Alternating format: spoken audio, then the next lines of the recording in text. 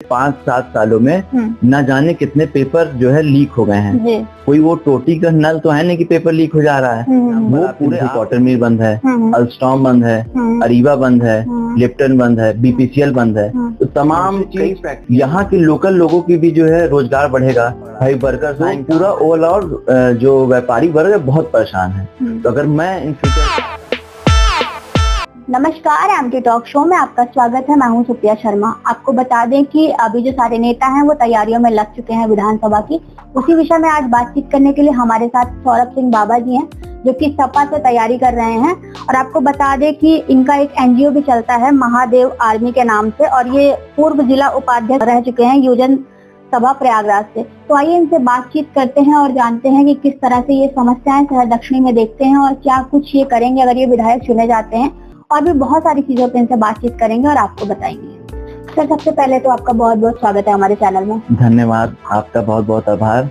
आपने समय निकाल के आया, हमारा इंटरव्यू ले रही हैं आप, इसके लिए बहुत बहुत धन्यवाद। सर, सबसे पहले तो हम यही जानना चाहेंगे, शहर दक्षिणी में आप क्या समस्याएं देखते हैं अभी? देखिए शहर दक्षिणी का मामला ये है कि जब 2014 में सरकार बनी तो 2 वर्ष पे इन्होंने सरकार में आए तो इन्होंने कहा कि हम जो है नैनी को कामधेनु कहा जाता था। अच्छा। जो कि फैक्ट्रियों का हब था बहुत ज्यादा। तो और पहली चीज ये हो गई कामधेनु वाली बात। दूसरी जो है हम प्रयागराज का गौरव वापस करेंगे। तो 2014 में जब मोदी जी की सरकार में यहाँ के नंद गोपाल गुप्ता जी मंत्री बने तो सबसे पहला एम था कि नैनी के जितनी फैक्ट्रियां बंद थी उनकी चलवाने की इनकी मांग थी। इनका कहा गया था कि इस तर्ज पे ये आए थे। जैसे फॉर एग्जांपल आपके देखिए कॉटन मिल बंद है, अल्स्टॉम बंद है, अरीवा बंद है, लिप्टन बंद है, बीपीसीएल बंद है। तो तमाम कई फैक्ट्रियां जो है नैनी में बंद थी, जिनको हमारे मंत्री जी ने बोला था हम उसको चालू करवाएंगे। लेकिन कंपनियां तो चालू हुई, लेकिन किनकी हुई? उनकी कंपनियां चालू हुई। आज नंदी आटा खुल गया है, नंदी जो है दूध खुल गया है, सारी चीजें मतलब कुल मिला के जनता के हित में ना होके सिर्फ मंत्री जी अपना व्यक्तिगत स्वार्थ देख के अपना उस पर काम किए हैं। अच्छा, तो आप ये कहना चाहते हैं जैसे कि जो बसपा से थे नंदी जी 2 बार वो मंत्री रह चुके, उसके बाद से भाजपा से वो मंत्री रहे, उन्होंने काम नहीं किया। मंत्री क्या, पहली बात तो देखिए वो नेता है ही नहीं, वो बिजनेसमैन है। अगर नेता होते तो उनकी एक विचारधारा होती, वो चाहे समाजवादी पार्टी से होती, चाहे बसपा से होती, चाहे बीजेपी से होती। लेकिन वो लगातार पहले कांग्रेस के विधायक रहे, पहले बसपा के विधायक रहे, उसमें मंत्री रहे थे। उसके बाद वो कांग्रेस में प्रत्याशी रहे सांसदी के, फिर उसके बाद वो बीजेपी में आ गए। तो उनकी खुद की विचारधारा नहीं, वो तो बिजनेसमैन है। तो जो बिजनेसमैन होगा तो वो जनता की समस्या क्या समझेगा, वो तो पहले अपने ही बारे में सोचेगा ना। अच्छा सर, आपको क्या लगता है कि क्या कुछ चीजें करनी चाहिए या किस तरह के बदलाव अभी चाहिए शहर दक्षिणी में, या क्या चीजें? देखिए शहर दक्षिणी में सबसे बड़ा मुद्दा पहले मैंने आपको बताया कि फैक्ट्रियों का, जितनी भी बड़ी बड़ी फैक्ट्रियां बंद हैं, अगर वो चालू हो जाए या स्टार्ट हो जाए तो इलाहाबाद के लोग को ही नहीं रोजगार मिलेगा, अगल बगल कई जिले के उससे प्रभावित होंगे। जैसे मिर्जापुर हो गए, जौनपुर हो गए, आपके हड़िया हो गए, कम से कम अगल बगल जिले के लोग आएंगे, यहाँ रोजगार पाएंगे। पहली चीज ये है। दूसरी चीज, यहाँ के लोकल लोगों की भी जो है रोजगार बढ़ेगा। भाई वर्कर्स आएंगे, काम करेंगे, दुकान है, सारी चीजें उनकी भी चलेंगी। तो कहीं ना कहीं सबसे पहला मेरा मुद्दा है कि अगर मैं इन फ्यूचर विधायक बनता हूँ महादेव के आशीर्वाद से, तो मेरा सबसे पहला एम है कि नैनी की जितनी बंद फैक्ट्रियां उसको चालू कराना। और दूसरा सबसे बड़ा मुद्दा है व्यापारियों की सुरक्षा। आज शहर दक्षिणी में सबसे ज्यादा व्यापारी वर्ग हैं, चाहे मुट्ठीगंज में हो, चाहे कीटगंज में हो, चाहे चौक में हो। व्यापारियों की सुरक्षा ये है कि हर व्यापारी आए दिन कहीं ना कहीं किसी बात से जो है उनके ऊपर उनकी हत्याएं हो रही हैं, उनके ऊपर जो है मारपीट के जो है उनको मारा पीटा जा रहा है, उनको प्रताड़ित किया जा रहा है। तो सारी समस्या ये है कि उनको सरकारी तरीके से उनको टैक्स लिया जा रहा है, जीएसटी भरना पड़ रहा है। तो पूरा ओवरऑल जो व्यापारी वर्ग है बहुत परेशान है। तो अगर मैं इन फ्यूचर आता हूँ, विधायक बनता हूँ, तो ये दोनों चीज मुद्दों पर सबसे पहले काम करूंगा। सर, अभी कुछ दिन से चर्चा हो रही है कि शहर दक्षिणी से जो है वो सपा अपनी सहयोगी पार्टी कांग्रेस पार्टी का सिंबल दे सकती है। तो मतलब क्या लगता है आपको कि आप जो है शहर दक्षिणी में कांग्रेस के सिंबल से चुनाव लड़ेंगे? नहीं, ये तो ऊपर राष्ट्रीय अध्यक्ष जी का फैसला है और राहुल गांधी जी का फैसला रहेगा कि वो अलायंस करके कहाँ किस सीट को बांटते हैं। अब उनका आदेश होगा, वो कहेंगे तो हम लोग कांग्रेस से लड़ेंगे, वो कहेंगे तो हम लोग समाजवादी पार्टी से लड़ेंगे। वो तो उनके ऊपर कि सपा पीडीए पे बात करती है पिछड़ा, दलित और अल्पसंख्यक, तो ऐसे में किस तरह से सपा काम करती है या आप किस तरह से इसके लिए काम करेंगे? देखिए, सबसे पहले तो मैं आपको बताना चाहूँ कि पीडीए से ऊपर है समाजवादी पार्टी। जी। समाजवाद का मतलब है कि सारे वर्ग, सारे समूह को एक साथ लेके चलना है। और पीडीए का जो नारा निकाला है माननीय राष्ट्रीय अध्यक्ष जी ने, पिछड़ा, दलित और अल्पसंख्यक, तो इसमें हमारा ये मोटिव है कि आज सरकार से, मौजूदा सरकार से किसान परेशान है, जितने नौजवान परेशान है, मजदूर परेशान है, हर वर्ग के लोग परेशान हैं। तो एक मुहिम निकाला हमारे राष्ट्रीय अध्यक्ष जी ने कि पीडीए का एक फॉर्मेट लेकर हम आते हैं और पीडीए के लोग जुड़ते चले जा रहे हैं, और आने वाले समय में ये पीडीए के फॉर्मेट अगर रहेगा और काम करेगा तो 2027 में माननीय राष्ट्रीय अध्यक्ष जी के समाजवादी पार्टी सरकार प्रदेश में बननी तय है। अच्छा सर, ध्रुवीकरण से सौरभ जी के बचने के क्या मतलब, कैसे वो बचेंगे ध्रुवीकरण से? ध्रुवीकरण ये है कि देखिए, हमारे साथ ऐसा नहीं है कि कोई एक जाति या समूह के लोग हैं। हमारा व्यक्तिगत संबंध, मैं एक एनजीओ चलाता हूँ महादेव आर्मी करके। तो हम महादेव आर्मी में हम लगातार 2-3 साल से जो कन्याएं जिनके माँ बाप नहीं हैं, जिनके जो है जिनको पैसे के कारण इलाज नहीं करवा पा रहे हैं या जो पैसे के कारण पढ़ नहीं पा रहे हैं, तो हम लोग लगातार अपने विधानसभा में पूरे इलाहाबाद में 10-15 कन्याओं का हम लोग ने शादी करवाया एनजीओ के थ्रू, और कई लोग का इलाज करवाया जो इलाज के असहाय थे, इलाज नहीं करा पा रहे थे, और जो बच्चे नहीं पढ़ पा रहे थे उनको हम लोग ने फ्री में शिक्षा भी दी। और हमारे साथ तो लगातार सारे वर्ग के लोग हैं, चाहे ब्राह्मण हो, चाहे ठाकुर हो, चाहे लाला हो, चाहे बनिया हो, चाहे सोनकर हो, चाहे भारतीय हो, गुप्ता हो, जायसवाल हो, श्रीवास्तव, हर जात के, हर धर्म के लोग हमारे साथ हैं, क्योंकि हम दिन रात सबके लिए खड़े हैं, दिन रात सबके लिए काम कर रहे हैं।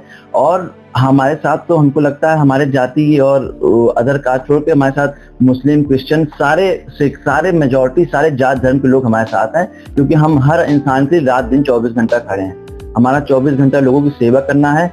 और राजनीति का उद्देश्य, लोग आज सिर्फ बड़े बड़े प्रोटोकॉल, गाड़ियां घूमना और वीआईपी वो रह गया है कि हम बड़े बड़े बंगले रख लें, गाड़ियां खोलें, लेकिन राजनीति का असली मतलब है सेवा करना। तो हम नौजवान हैं, हम निकले हैं लोगों की सेवा करना और सेवा करते रहेंगे, इसी उद्देश्य से आगे बढ़ेंगे। महादेव का आशीर्वाद रहेगा तो हम लोग जरूर कामयाब होंगे इसमें। अच्छा सर, 2027 से आपको क्या उम्मीद है? सपा सरकार बना पाएगी या फिर बीजेपी फिर से हैट्रिक मारेगी? नहीं, देखिए, जैसे मैंने कहा था कि पूरे प्रदेश में सब, चाहे व्यापारी वर्ग हो, चाहे नौजवान हो, चाहे मजदूर हो, चाहे किसान हो, सारे लोग, सारे वर्ग लोग परेशान है गवर्नमेंट से। इतनी महंगाई बढ़ चुकी है। आप एनसीआरबी की रिपोर्ट देखिए। अब हमारे यूपी गवर्नमेंट कहती है कि हमने क्राइम कर दिया, क्राइम कम कर दिया, क्राइम कम कर दिया, लेकिन आप एनसीआरबी की रिपोर्ट देखेंगे तो 2017 से लेकर 2026 के बीच में क्राइम का परसेंटेज बढ़ता ही चला जा रहा है। तो किसी एंगल पे क्राइम जो है कम नहीं हुआ, वो सिर्फ मुंह के बोलने वाली चीजें हैं। लेकिन अगर योगी जी तो कहते हैं कि कानून व्यवस्था काफी अच्छी हो गई है, उसके बाद नौकरियां दे रहे हैं, फिर प्रदेश जो है वो बीमारी राज से बाहर। आप नौकरी की बात करेंगी, अभी आप अगर सर्वे करेंगे, आप निकालेंगे, मैंने तो आरटीआई किया हुआ है, लगातार पिछले 5-7 सालों में न जाने कितने पेपर जो है लीक हो गए हैं। कोई वो टोटी का नल तो है नहीं कि पेपर लीक हो जा रहा है, वो पूरे आपके पूरे सिस्टम है फेल्योर हो रहा है कि आपके सारे पेपर लीक हो जा रहे हैं, सारे चीज जो है बाहर इनके पकड़े जा रहे हैं, सारे इनके पोल पत्ते पकड़े जा रहे हैं। तो कहीं ना कहीं गवर्नमेंट की शासन प्रशासन की मिली भगत है, तभी पेपर लीक हो रहे हैं। और रही बात महंगाई की, देखिए हर जो महंगाई पिछले 10 सालों में बढ़ी थी, वो आने वाले पिछले बैक 10 सालों में नहीं थी। जो परसेंटेज बढ़ा महंगाई का, वो बीजेपी गवर्नमेंट बहुत तेजी बढ़ा है। तो हर वर्ग के लोग, चाहे वो व्यापारी वर्ग हो, चाहे मजदूर हो, चाहे किसान हो, हर इंसान परेशान है। और यही लोग बदलाव करेंगे सरकार का। और इस बार 2027 में समाजवादी पार्टी पीडीए के नेतृत्व में अखिलेश यादव की सरकार आने वाली है। अच्छा सर, ऐसा देखा जाता है कि बीजेपी जो है वो किसी भी दल के नेता को अपनी तरफ लाने का प्रयास करती है, तो क्या आपके पास? देखिए, बीजेपी के पास तो प्रोपोगंडा है, वो बड़े बड़े माहौल बनाना। अभी इंसान जितना मेहनत करता है, लास्ट में वो हिंदू मुस्लिम की राइवल्टी ले आकर फैला के एक दूसरे का वोट का बंटवारा कर देना, डिवाइडेशन कर देती है।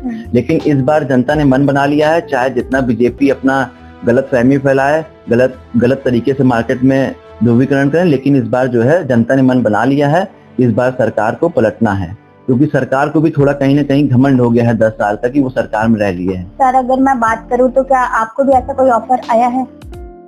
नहीं, ऐसा तो कुछ ऑफर नहीं आया है, लेकिन हम ऑफर आएगा भी तो हमको कोई ऑफर का वो नहीं, क्योंकि हम लोग शुरू से समाजवादी रहे हैं और अखिलेश भाई के नेतृत्व में काम किए हैं और करते रहेंगे। और इस बार उम्मीद पूरी है कि सरकार का बदलाव तय है। अच्छा सर, अगर शहर दक्षिणी की जनता आपको विधायक चुनती है तो सबसे पहला काम आप क्या करेंगे? सबसे पहला काम मैं करूंगा नैनी में जितनी भी फैक्ट्रियां बंद हैं, जितनी भी फैक्ट्रियां बंद हैं, चाहे वो ITI हो, चाहे वो आपकी कॉटन मिल हो, चाहे BPCL हो, जितनी भी फैक्ट्रियां, लिप्टन हो, BPCL हो, जितनी भी फैक्ट्रियां, सबको मैं प्रयास करूंगा चालू कराने की। और मेरा सबसे पहला मोटिव है कि मैं कॉटन मिल की जमीन पे, यहीं अपने बगल में कॉटन मिल है, बहुत काफी बड़े एकड़ में फैक्ट्री बनी है, वहां पे मैं एम्स की बात करूंगा। क्योंकि अगर यहाँ एम्स खुल जाएगा तो इलाहाबाद ही नहीं, अगल बगल जिले के ही लोगों को फायदा होगा, चाहे वो मिर्जापुर हो, चाहे वो जौनपुर हो, चाहे वो हड़िया हो, तो कई जिले के लोगों को यहाँ फायदा होगा। दूसरी चीज कि आज जो व्यापारी वर्ग परेशान है, व्यापारियों को सुरक्षा नहीं मिल पा रही है, और जब यहाँ फैक्ट्रियां खुलेंगी तो लोगों को रोजगार भी मिलेगा, और रोजगार के साथ साथ यहाँ के लोगों को भी रोजगार मिलेगा। जो जिनकी दुकान चलेगी, रेस्टोरेंट चलेगा, मेडिकल स्टोर चलेगा, जो भी चीज व्यापार है आगे कहीं ना कहीं वो डे बाय डे बढ़ता रहेगा अगर यहाँ पे सारी फैक्ट्रियां फिर से खुल गई। और दूसरी चीज, आजकल जो है जो मीटर चेंजेस के नाम पे ब्लैक माफियागिरी चल रही है कि मीटर बिना पूछे चेंज कर रहे, ये तो सुप्रीम कोर्ट की भी रूलिंग है कि आप अगर मीटर चेंज नहीं करा सकते तो आप नहीं करा सकते हैं। और GMR जो कंपनी मीटर चेंज करा रही है उसके ऊपर ऑलरेडी हाई कोर्ट में मुकदमे चल रहे हैं। तो कहीं ना कहीं ये सरकार की नीतियां हैं कि उसको प्राइवेटाइज करके लोगों से पैसा हटना, जहाँ 7 रुपए यूनिट बिल आ रहा था 12 रुपए हो गया, इसके 2000 रुपए बिल आ रहा था उसका 7000 बिल आ रहा है। तो कहीं ना कहीं ये प्राइवेटाइजेशन करके लोगों की महंगाई बढ़ती चली जा रही है। सर, आप शहर दक्षिणी की जनता से क्या अपील करना चाहेंगे? शहर दक्षिणी की जनता से मैं ये अपील करना चाहूंगा कि आज सबसे बड़ी चीज हम मेन मुद्दा ये है कि हर इंसान अपने दक्षिणी में परेशान है। बड़े बड़े विधायक आए, सिर्फ अपनी ही बिजनेस बनाने पे लग गए, अपना ही पैसा, अपना ही घर बनाने पे लग गए, लेकिन एक आम जनता जो है वो परेशान चल रही है। क्यों परेशान चल रही है? क्योंकि लोगों को रोजगार नहीं मिल रहा है, लोगों की महंगाई बढ़ती चली जा रही है, हर इंसान कहीं ना कहीं प्रताड़ित हो रहा है। तो कहीं ना कहीं यही जनता से मैं अपील करना चाहूंगा कि इस बार बदलाव करिए। बदलाव इसलिए करिए, अपने विकास के लिए करिए, महंगाई को कम करने के लिए करिए, रोजगार पाने के लिए करिए, और अपनी मेडिकल फैसिलिटीज बढ़ाने के लिए करिए। सर, हमारे चैनल में समय देने के लिए धन्यवाद। बहुत बहुत धन्यवाद। तो जैसा कि आपने देखा, अभी सपा से तैयारी कर रहे हैं हमारे साथ सौरभ सिंह बाबा जी से हमने उनसे बातचीत की। उन्होंने कई विषयों पे हमसे बातचीत की, जैसे कि यहाँ पे जो फैक्ट्रियां बंद पड़ी हैं उस पर इन्होंने बातचीत की, और यहाँ पे एम्स के लिए भी उन्होंने हमसे कहा, और बहुत